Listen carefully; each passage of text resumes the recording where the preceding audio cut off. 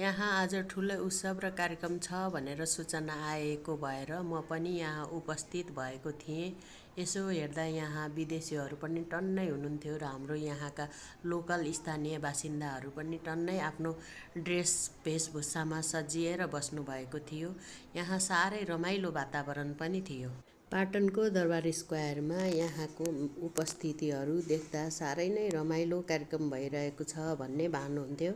यहाँ आफ्नो कल्चर ड्रेसमा सजिएर धेरै महिला दिदीबहिनीहरू बस्नुभएको थियो र कति विदेशी पाहुनाहरूले उहाँहरूको फोटो भिडियो पनि खिचिरहनु भएको थियो। मेरो आँखा भने यहाँ बनाएको अग्लो दरबारको झ्यालढोकाहरूमा कुदिएको मूर्ति र त्यहाँको कला कृतिहरूमा पुगिरहेको थियो।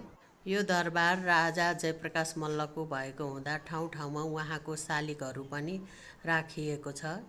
2072 सालमा गएको भूकम्पले यहाँको मन्दिरहरूमा पनि निकै क्षति पुर्याएकोले धमाधम निर्माण कार्य पनि भइरहेको छ।